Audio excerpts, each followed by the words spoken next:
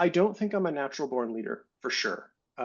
I think leadership is a learned skill like anything else. And I just happen to find it interesting. So it's one of the things that I pay attention to. A lot of it does go back to what you mentioned, which is reliability.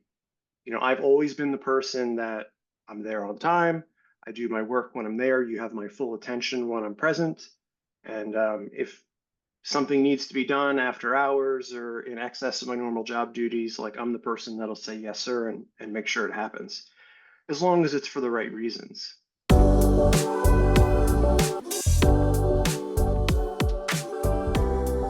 Robert, welcome to the Book Thinkers Life Changing Books podcast. I'm excited to chat with you today. And my first question has to do with your dedication. All So, right when right. I opened up your book, I read To My Dad, Bob Murphy. Your courage has always challenged me to push beyond the safety of the runway, teaching me that the greatest growth comes from navigating uncharted skies. So, let's start there. Tell me a little bit about your dad and tell me about what type of impact he had on you. Well, my dad, Bob, is actually my stepdad. He adopted me when I was about 14, I think. And I don't think I would be where I'm at in life today if it wasn't for his leadership. You know, um, my mom's a single mother for most of my life, so I didn't really have that male figure. So when he came in and kind of was tough on me and set some boundaries and pushed me to do things differently, I think that kind of set me up to take what my mother had taught me and then kind of become a man. So I give him a ton of credit for that. I think my mom gets a little grumpy once in a while, um, but she was a great influence too, which I dedicated to her in my first book. With regards to the aviation theme, we're a family of pilots. So, I'm a commercially rated pilot. My dad is also a private pilot. And one of our hobbies is flying. And we have two very different approaches to flying. I'm very by the rules. I fly via instruments and the gadgets, and try to do things as precisely as possible. My dad's a bit more of a cowboy. So, when the weather is a bit questionable, I'm thinking about staying on the ground. He's like, "No, let's go. It's an adventure." And there's been so many times where we've gone for a flight and I'm shivering my timbers in the seat and we make it where we're going just fine. And, you know, so I'm always glad that he pushes me out of that comfort zone, which is what I try to do for others. Yeah, I was going to relate it to that point because in the book, a couple of chapters in, you talk about the importance of embracing discomfort and getting outside of your Right. comfort zone as an entry level employee looking to take on some leadership responsibilities and grow. And so, can you give us another example? Like, what's another time, maybe specifically, where you were kind of cautious, he pushed you, and then it ended up working out? Hmm. Specific to aviation, we recently did a flight to Las Vegas over Christmas a couple of years ago, and on the way back, the weather was really bad. It was clouded in, it was very cold, which in aviation is a bad recipe, particularly for small aircraft, because we can pick up ice and the plane Mhm. doesn't really perform very well. It can kill you. And but he pushed us to do it. He's like, "Look, Robert, you've got the skills, you did the training, you've done this 1,000 times. We know what to look for. If things don't turn out right, we can always come back. If not, we'll go somewhere else." And so we did it. We took off from Las Vegas airport.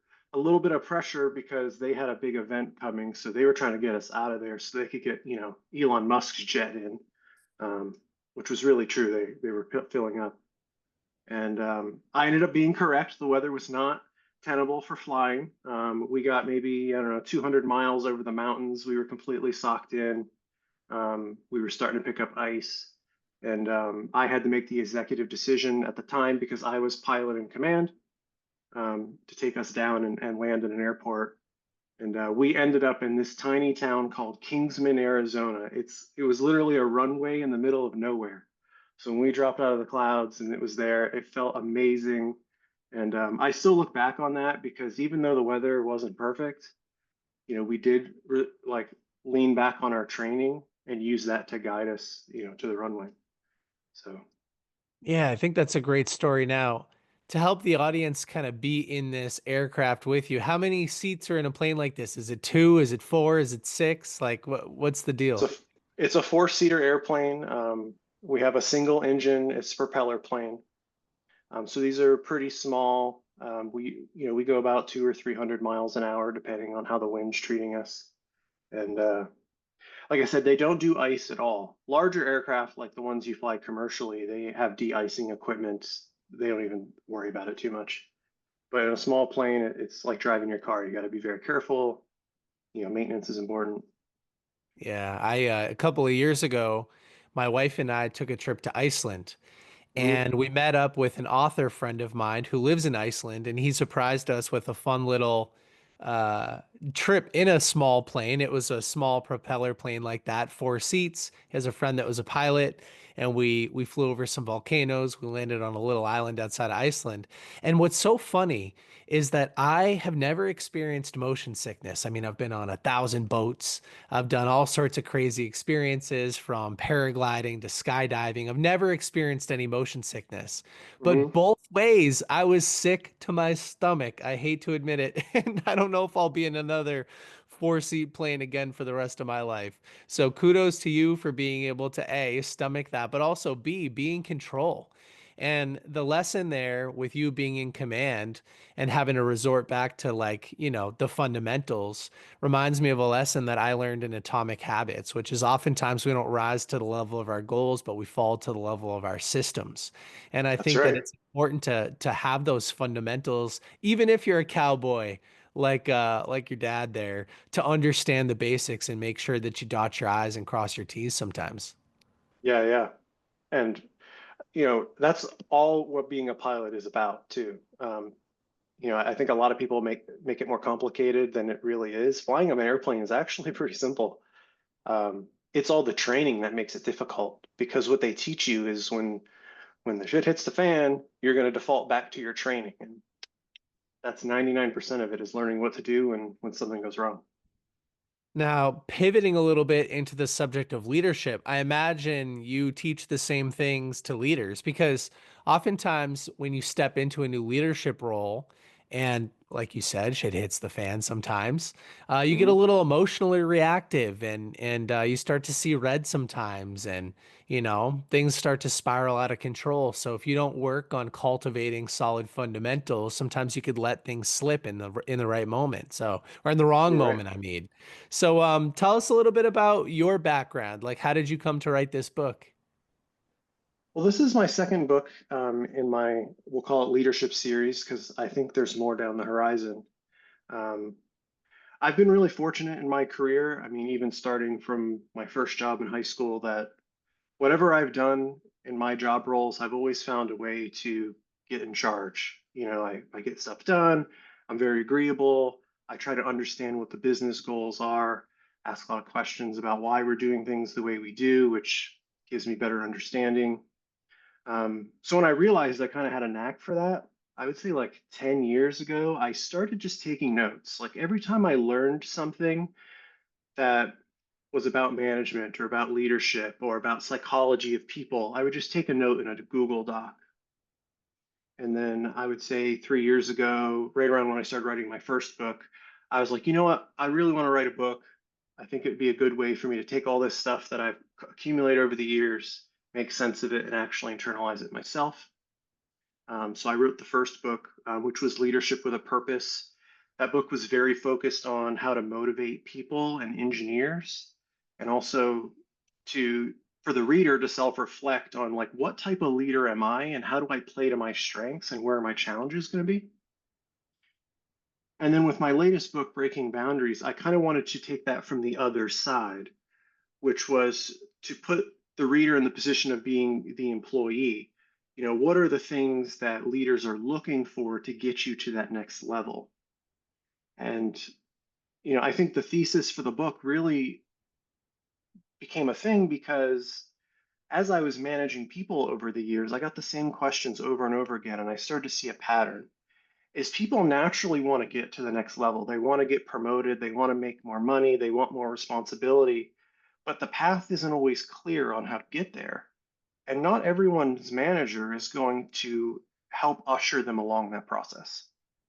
So breaking boundaries was step two on the other side of that management and leadership coin. And I hope readers see it kind of creates a foundation for how to think to get to that next level. Yeah, as I was reading it, I was thinking back to my first responsibilities out of college. I had a couple of different jobs and about how this book would have been so useful for me 10 or 12 years ago. So, what was your first job where you had some leadership opportunity? Mhm. Well, my very first job in high school was bagging groceries, and that didn't last very long because I was bored. Um, but I ended up getting a job at Radio Shack, which was like two doors down because I would spend my breaks, playing with the electronics. Um, I worked there for a very long time, but pretty quickly, I was able to execute well. I was a good salesperson, but I was also trying to understand the business, like why we carried certain products, like, you know, why our customer base was on the elderly side versus the younger side, and kind of playing to those strengths and learning the things that our customers were looking for. And I ended up, becoming like a supervisor where I had keys to the store, even in high school, which was crazy. That wasn't allowed back then. Um, it was one of those hush hush things when the insurance company dropped by. And I eventually became the assistant manager of that store before they were, Radio Shack went out of business a number of years ago. Um, yeah, that was my first foray into it, and then life moved on from there. And I would say my next opportunity that's interesting is at 19 years old. I carried that experience from Radio Shack into a company called H Gregg. Probably never heard of them, but they were like a big box, like consumer box store for appliances and televisions. And they ended up giving me my own store at the age of 19. I was, leading the operations of the store I was at here in Florida, and they were expanding into the Mid-Atlantic, so the New Jersey, Baltimore area. And I told them I wanted a store. They thought I was nuts, and they actually came back and made it happen. So I traveled to New Jersey and opened a store. We did fantastic, and retail wasn't for me, and that's when I decided to go to school. And that's a whole nother story. Well, diving into this story a little bit more, do you think that you were a natural leader? You were naturally somebody who was reliable and attentive to detail and looking for more responsibility? Or did somebody else see that in you? Like, that story that you just told, I mean, that trajectory is fascinating, but it's not very common. So I'm just Yeah. curious if you think you're naturally born a leader or you did something to cultivate those skills, or did somebody else see something in you that you didn't recognize? Like, what was the reason that that happened to you? I don't think there's one answer to that question. I don't think I'm a natural born leader for sure. I think leadership is a learned skill like anything else. And I just happen to find it interesting. So it's one of the things that I pay attention to. A lot of it does go back to what you mentioned, which is reliability. I've always been the person that I'm there on time. I do my work when I'm there. You have my full attention when I'm present. And if something needs to be done after hours or in excess of my normal job duties, like I'm the person that'll say yes, sir, and make sure it happens, as long as it's for the right reasons. Um, I think what got the attention towards me in terms of like opening up that opportunity is the fact that I had a good relationship with our management team at the store. Even though I was a run-of-the-mill employee first starting there, I wasn't afraid to go talk to our general manager or when our regional manager came in. I made sure that I was known. They knew who Robert Murphy was. Um, and I leveraged that influence to kind of work my way up through the ranks, right? I could show them the good work that I was doing by being top of mind. When I was reading through your story and some of the early lessons in this book about reliability, I was thinking about my own journey, and it's kind of like yours actually. So my first job towards the end of high school was in an ice cream shop. And Mhm. within a couple of weeks, I was opening and closing the ice cream shop. I had the keys. I managed the other employees in the store. Everybody was older than I was. But and like thinking back then, what did somebody see in me? It was that reliability. It was the attention to detail. It was like I wanted to understand. I was curious. I was a learner at that age. Now, I wasn't a natural born leader, just like you're highlighting, you weren't either. But it was a subject that I was interested in and that I started to pay attention to. And Hmm. as I was reading your book, I was thinking perception is reality. You don't need to be a natural born leader, but if you act the part and you vocalize the things that are going well and you ask a lot of questions and you stand out, of course, you're going to be top of mind when an opportunity pops up. That's So, right. vocalizing and asking questions and making yourself known, I think, is a really underrepresented piece of how to be successful as an entry level employee. Do you agree? I do. And think about it from this like psychology perspective. I mean, even if we take work out of the equation and just normal life, if there's something that you need, let's say you're broken down on the side of the road, who's the first person you're going to call? It's the person you know who's going to answer the phone and actually come and be there for you, right? And that transcends all of the situations. When you're at work, at an event, people are going to gravitate towards those who they know can get stuff done, are relatable, aren't going to be critics. So I think if you adopt those skills, what we're talking about is going to happen to anybody. Because when I manage people, and this is one of my weaknesses, is I always have to remember to delegate and to release control because I want things done properly, but I know I can't be the expert in everything.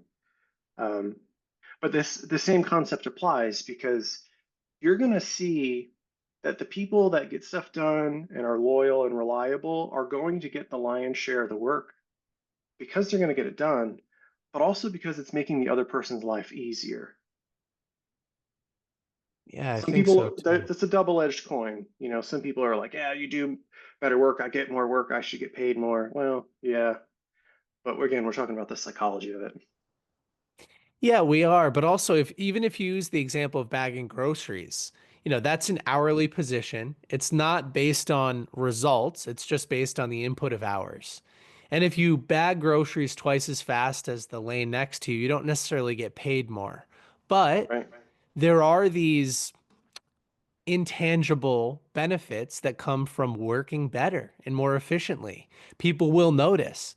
And when somebody says, "Hey, we need to grab somebody out of the cash register lines and we need to, put them into a supervisor position," like the one that bags groceries twice as fast gets paid attention to a little bit faster. So I totally hear what you're saying. And I think that there's this idea of business acumen, or there's this idea of, I don't even really know how to articulate it, but you just sort of get it. You get the fact that when you do extra work and people can rely on you, yes, you work more, but you do tee yourself up with more leadership potential. It's like pulling back, you know, the bow a little bit more. It's like that potential just continues to get stronger and stronger and stronger so that when there's an opportunity to shoot the arrow, it's a little bit stronger.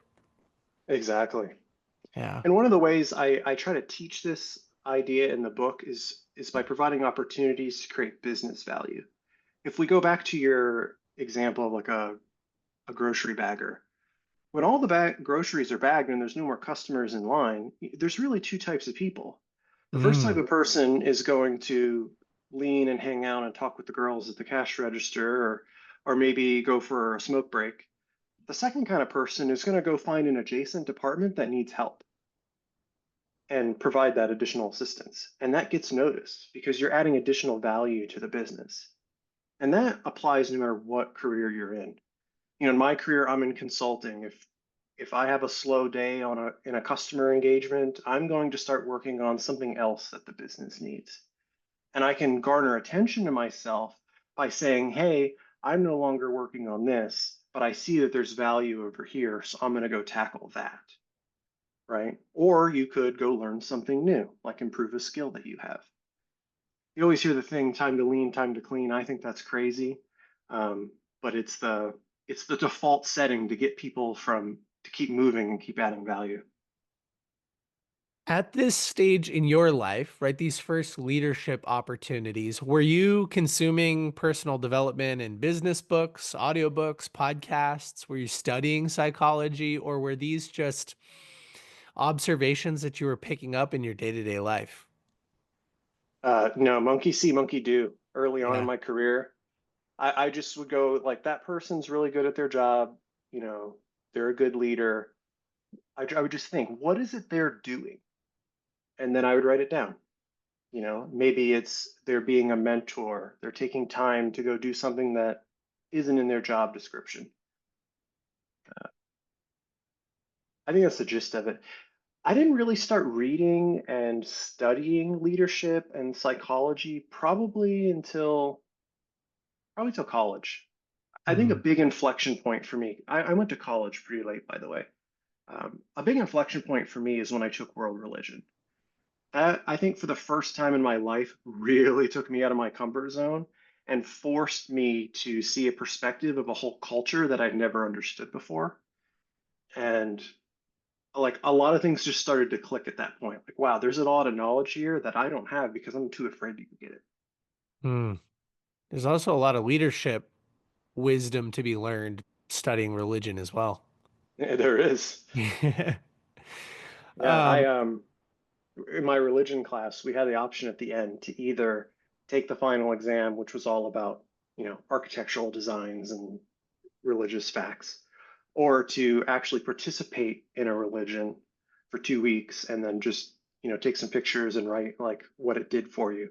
And I decided to take the harder option, which was to go practice Islam for 2 weeks, uh, which was a wild experience. I highly recommend if someone has an opportunity to do something like that, do it. so by practicing Islam, did you go to a mosque? Did you I did. attend? Yeah. So what did it feel like walking in those doors for the first time? Was it something that you got permission for beforehand, or did you just show up to a service? No, I worked with a guy at the time. His name's Fahad. In fact, I still am in contact with him. We've known each other for like 15 years at this point. Um, you know, he studied Islam, and I was telling him about this class and this option. He's like, you should just come with me and we'll do it together. And he was able to go to his mosque. I think he got permission from the imam to allow me to come in, not only to be an outsider, which they totally welcomed, but also to document the experience. So, Mm. it was a bit unusual. I had like a notebook. I was writing stuff down, and like while prayer services were happening, I was more looking around me and trying to understand than going through the motions early on. But it was a real shock to me, just how different it was. Have you ever been to a mosque? I have. I One of my friends got married about a year ago at a mosque, and it was a really fun experience. And funny enough, I mean, I didn't ask you to bring this subject up. It's just timely. He was Hmm? over my house this past weekend, and he's expecting his first daughter. And he was talking about looking for school alternatives to the public education system. And there are a couple of Islamic schools where he lives, which is in Massachusetts. And we're just talking about, like, I'm a practicing Catholic, and Hmm? we just had our first baby, and he's a practicing Muslim. And we were talking about how we have more in common with each other, even though we practice different religions, than we do with people that don't practice anything at all. And it was a fun conversation. But to answer your question, yes, only that one time, and it was for a wedding ceremony. Yeah. For Yeah. me, it was a big culture shock. I've been to Christian churches like Catholic and just normal Christian churches, and you dress nice and you attend, and it's all pretty normal feeling to me. But this was a total culture shock. We had to start the day by washing our hands and feet and getting clean, and we had to put our shoes in cubbies. The men and women were separated. You know, at the time, I was like, these guys are nuts. Now I totally get it, and I understand why they do those things, right? I tell you this story because it was a big pivot in me. It's like I have all this knowledge. What does it actually matter? And then now I start to see how it all matters. And that was kind of that college experience. I know a lot of people think it's not super useful to take the humanities and the math and all that. But for me, it put me down a path of curiosity and want to learn. Yeah, I oftentimes tell people that ask me, like, hey, Nick, you read so many personal development books. I mean, are they all saying the same things to you? And I always tell people that reading business and personal development, philosophy and psychology, it's a very humbling experience because every time you pick up a book, you start to learn about something you didn't know existed before. And that opens up an entire pathway that you could dedicate the rest of your life to studying. I mean, it just, every time you pick up a new book and you open a book like this, you realize there's more that you don't know. And so the more you read, the less you know, which is counterintuitive, but that's how it works. And so you take a world religion class like that, you go to a mosque, and here opens an entirely new pathway in your life, or just a perspective shift, right? The paradigm shift from I know what I know, and you can't tell me any more than that, right? And I'm going to go apply this and live a great life. And then boom, now you're a lifelong learner and you're studying dozens of different subjects. So I totally get the pivot point. So how do you think your life changed after that, other than the fact that now you love learning? For me, it was a very obvious pivot. Before I think that critical moment in college where I had these lessons, I tend to be a pretty condescending person. When somebody didn't know something or didn't have the understanding that I had, I was very critical. Now I think since having gotten this new perspective, I'm a little more warm and welcoming to people that maybe don't understand something, or just don't know something that should be common sense. Um, and that's because I deliberately put myself in someone else's shoes to understand how they see the world. And I continue to practice that even now when I'm managing people, um, or working with a customer. I think being able to make that mental shift to go, okay, forget everything I think I know. What does this person know? And then you Mm. can kind of see where the gaps are, and then go from there. Um, it also kind of made me fall in love with education. I'm one of those people, like, I watch documentaries all day long. I'm always listening to podcasts or reading a book or just trying to learn as much as I can. And I think that's what started it, because before then I was playing video games and eating Cheetos. I think you and I are cut from a similar cloth. I You mentioned earlier that leadership is a learned skill. It And you is. also just highlighted through that explanation, at least from my perspective, that empathy and emotional intelligence are also learned skills. I think curiosity is a skill that can be strengthened too. And so here we are, we have these very malleable brains. We can change, we can update, we can see things from different perspectives. And it's beautiful because there's some momentum that can build around that process of learning and changing. So here's a tough question for you. What is something that you changed your mind about? What is something that you've updated that you don't believe anymore? Does anything come to mind? Oh man. And I could give you an example in my life because just like Yeah, you, yeah, I please. was I was a little condescending through my early 20s. Hmm. And I struggled with a little bit of an ego. I wasn't always fun to be around. And on the other side of the spectrum, I was very insecure. And I think that's what caused a lot of the ego issues too and the condescension. But I'm more open. I'm curious now, just like you're highlighting. I love traveling internationally, for instance, because I love to understand how other people live and try to put myself in their shoes and see through the lens that they see. So, an example would be politically. If you were to ask me 6 or 7 years ago, I would have said I was pretty conservative politically. And I identified a lot with most of the conservative principles in the United States. And now I'd say I'm pretty right down the middle. My beliefs and my ideas are a mixed bag, and I've become okay thinking that you don't need to belong to one or the other, that it's okay to have different belief systems. Some of my belief systems are a little bit left leaning, and some of them are right leaning, and some of them are right in the middle or outside of the entire system. And so, me 5 or 6 years ago, I would have said that's crazy. But me today, I just say that's where I'm at. I've undone some of those beliefs and I've changed a little bit. Yeah, that's an interesting example. I didn't think we'd get into politics today. Yeah, yeah, me neither. But yeah, I'm just curious if there's any set belief that you've undone or anything that comes to mind, and if not, that's totally fine. We could skip over to my next question. Yeah, I think skip this one. I don't have a great answer outside of what we've already discussed. If you'd asked me this before a whole world religion talk, I would have totally went there because what what I imagined a different culture of people being based on what we know from the media and what we learned from our parents is totally different than when you actually get involved and meet people. Like you said, international travel. I've done a little bit of that, and what I found is most people are normal despite the extremists or what you see on TV. And so I try to approach that. I mean, I work in tech, so I work with a whole gamut of people from all over the world.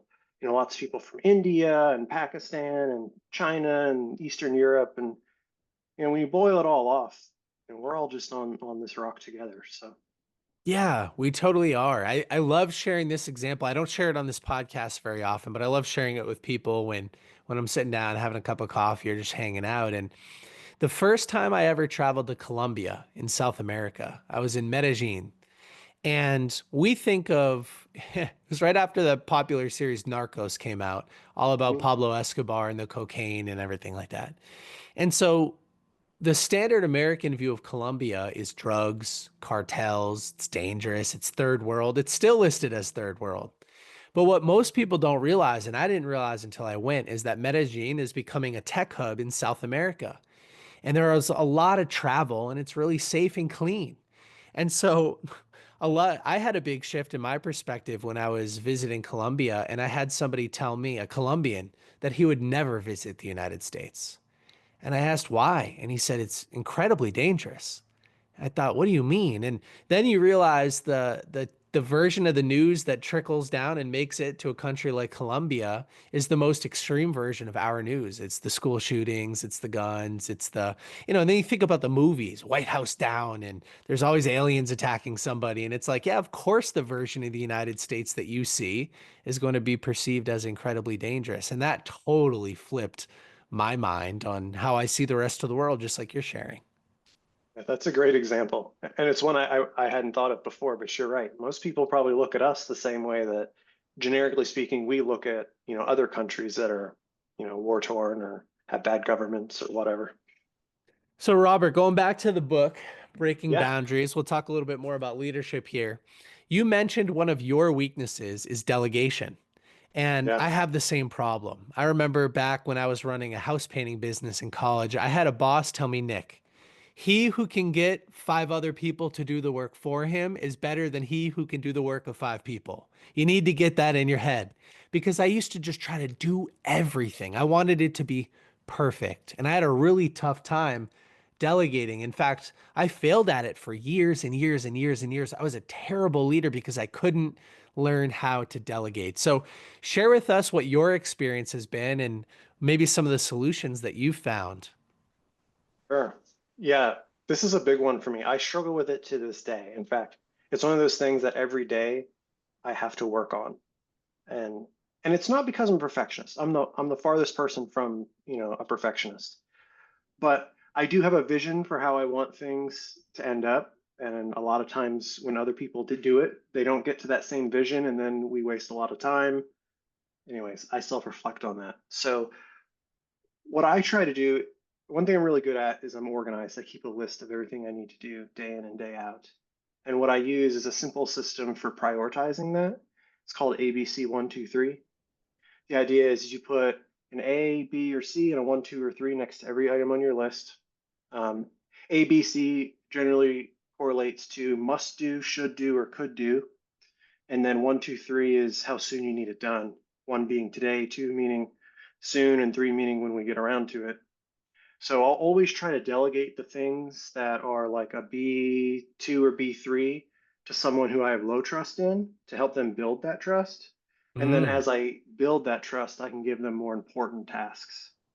Um, but you have to, what I have to balance is how much time I have to spend on a task. Like if there's a looming deadline with a customer, I need to get a contract out to a customer, and it's something very detailed. Do I have the time to have someone else do it and go through the iterations? Maybe not. But if I don't have that time, I know I have the time to do what they call pair programming with them, where we'll sit on a Zoom and have a working session together and have them go with me along the journey. And then I build that trust that way. Yeah, I think it's a big advantage to be very organized like you are. I fluctuate. I'd say I'm more organized than the average person, but not as detailed using lists like you do and having the discipline to rank things and then make educated decisions like that. I think that's really smart. Um, Another piece from your book, we'll go kind of rapid fire as we get closer to the end of the podcast, because I Sure. took up so much time talking about world religion and my travel and stuff. Another thing that I loved is how you talked about documenting accomplishments. And Oh, it's yes. important to demonstrate your growth and reliability when it comes to promotions and reviews and but I also think that reviewing your wins helps you focus on doing things that move the needle more often because you want more of it. You get a nice little dopamine hit when you document a win. So anyway, share with us some thoughts on that and why it's important to do in an entry level position. Yeah. So I taught myself this skill because at one of my jobs early on in my professional career, I had to do what they call a 360 feedback review. And that's where you have to provide all this context about yourself and other people, to kind of be humble and find out where your strengths and weaknesses are. And I'd realized that an entire year had gone past, and I was struggling to remember what it was I actually did. And I know I Mm. accomplished a lot. There are a lot of projects that I just couldn't get top of mind. So what I started doing from there on is as I complete things that are meaningful to the business, I just jot them down in like a Google Doc. Now I use actually a slide deck. I just put it in a slide, a little blurb about what it is. And that way at the end of the year, I can use it for two things. One is for my feedback when I'm going through a performance review. And the second thing is if I need to command like a bonus or get an incentive that I was promised or even try to command a higher salary, I have the evidence of what it was that I accomplished and what the value was to the business. So if I brought in a book of business to the company and we closed it and we made $1 million, I'm going to write that down.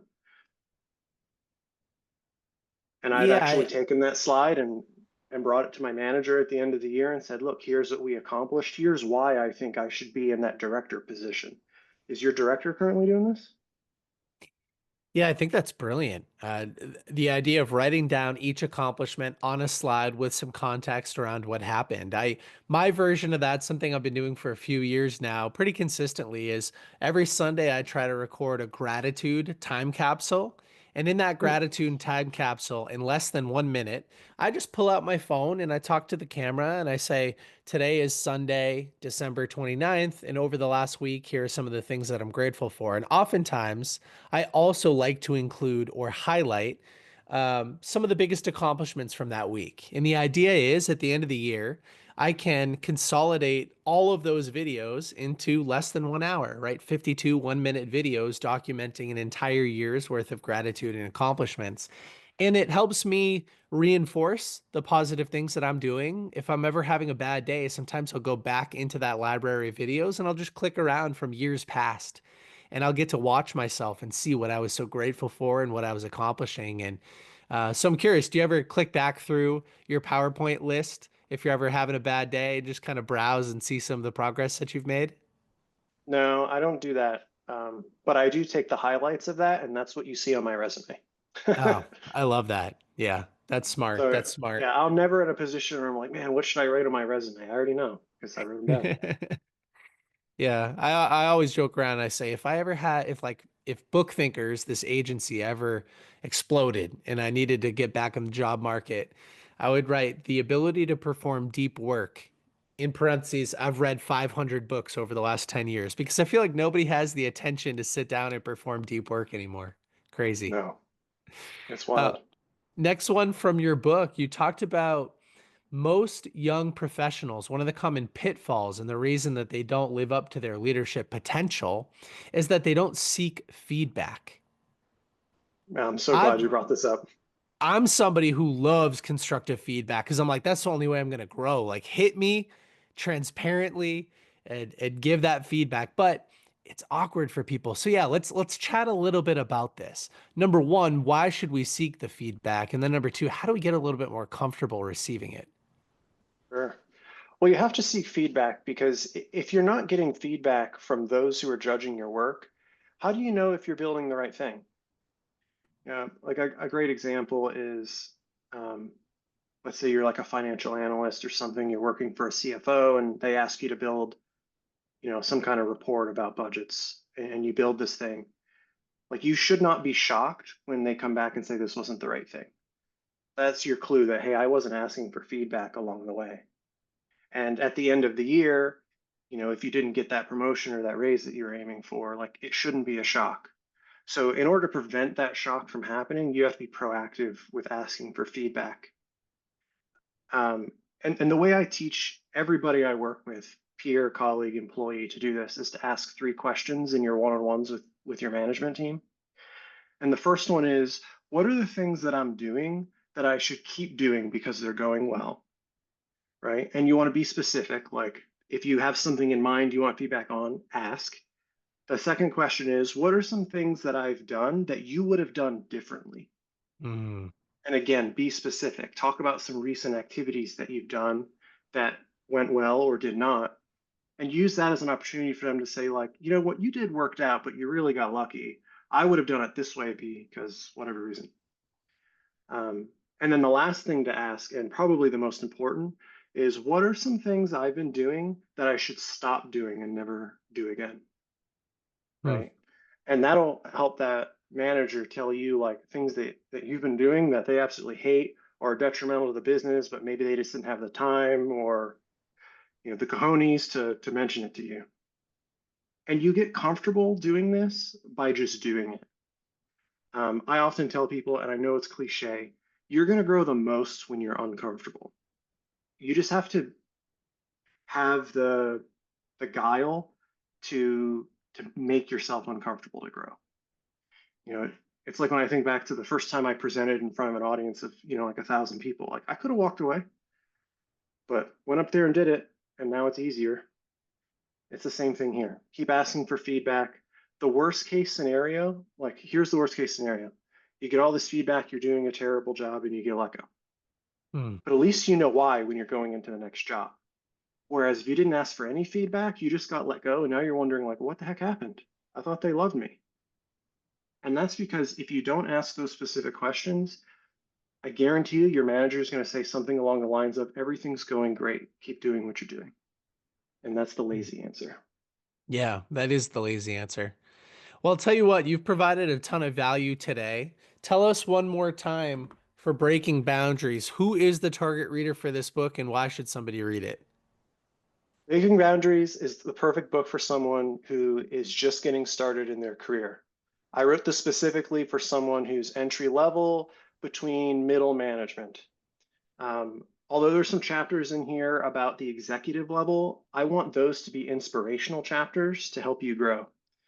The point of this book is to reframe your thinking about work, to be less about working hard and burning a ton of energy, and instead to focus on things that matter to the business. Because when things matter to the business, you matter to them, and you can command more money. Ooh, that's a mic drop moment at the very end right there. Boom. Boom, I love it. Maybe the editing team can add like a all right, two final questions and then I'll let you go. And this has been a great conversation so far. The Yeah, I first bet. is this. For those that want to learn more about you or get a copy of the book, where should they go? What should they do? You can learn more about me. I have a website, cryptoflight.io. That's the name of my company. I do consulting. Has my resume on there if you're interested in getting in contact with me.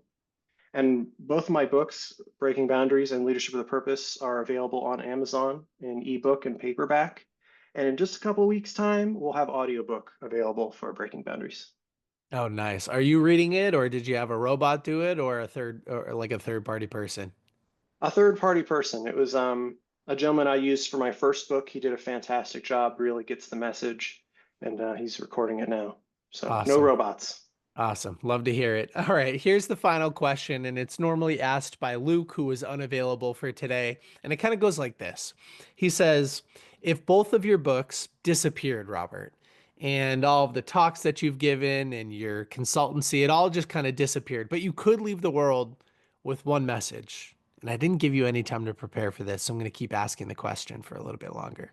What would that piece of advice be? Man, you didn't give me any time for this one. Any answer is fine. Gut reaction.